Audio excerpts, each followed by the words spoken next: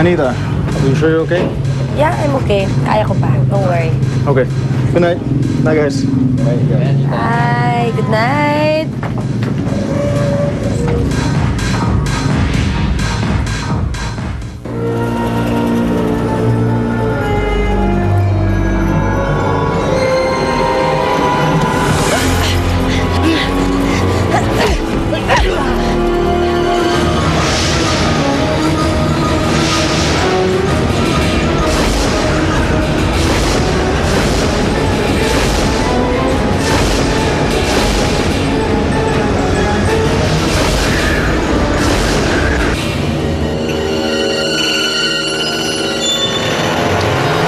Hiro, I've been closely monitoring the wind movement sa metro.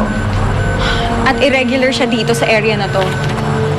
Pero masyado siyang maliit para maging weather disturbance eh. Malakas ang kutob ko. Kasi cyclone yun. Good. Nalaman ko na rin kung sino ka, Cyclone.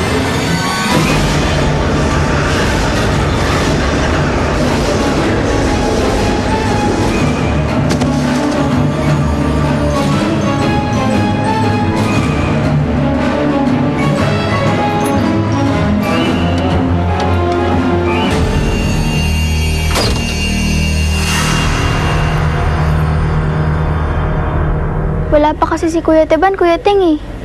Malamang, mamaya pa yun. Ilang araw na kasi hindi pumapasok sa trabaho eh. Baka masisante na.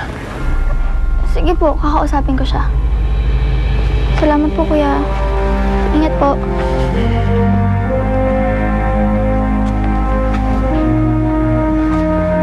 Oh! Kuya, nagtatago ka lang pala dyan. Hinahanap ka ni Kuya Teng. Tagal mo na raw hindi pumapasok. Malapit ka na daw masisante. Eh di sisantehin nila. Ayoko nang pumasok dun. Ang lilit ng sahod ko ron eh. Aba, saan tayo kukuha ng pera, ng panggastos? Huwag mo nang alalahanin yun. Ako nang bahala. Mabilidad yata kuya mo, ha? Ano? Hindi ka na, pumasok ka na rito. Lamig-lamig dyan, oh.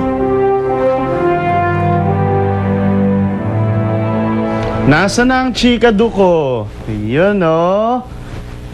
Oh. Ano nangyari? Anong problema mo? Kuya Teng, bakit lang po kayo nilolalitang family ko? Bakit wala po akong mami? Lelay. Hindi ba't sinabi ko na sa'yo, na yung mami mo, angel na sa heaven, di ba? Pero gusto ko pa rin po magkaroon ng mami. Bawal po ba akong magkaroon ulit ng mami? Baka may kakampa rin po ko. Bakit?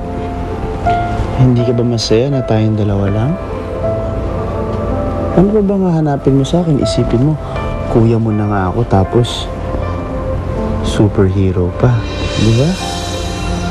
Ako magiging kakampi mo at ipagtatanggol kita sa kahit ano. Pero gusto ko pa rin po magkaroon ng mami. Gusto ko po si Teacher Althea. Di ba po gusto niyo naman po siya? Kuya Teng, ligawan mo lang po kasi sa Teacher Althea. Pero siya lang po mami ko.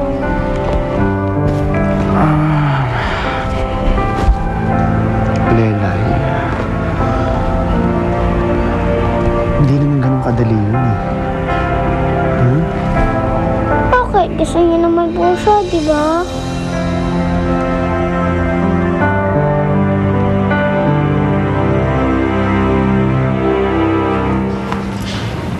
Athea, nakita mo ba si Teng kanina?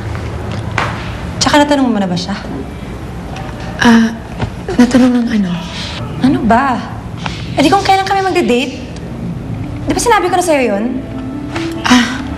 Sorry, hindi ko natanong eh. Hindi mo natanong or ayaw mo? Siguro hindi mo siya matanong kasi may gusto ka rin sa kanya. Hindi, Crisel. Anong hindi? Ganyan ka naman eh. Lahat ng gusto ko, inaagaw mo sa akin. Tulad nung kay Justin dati. Palibasa, nagkukumuli ka pang pasweet ka. Pero ang totoo, malandi ka.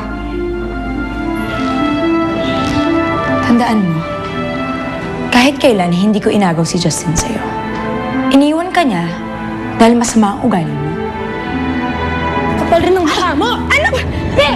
Ang sama ng ugali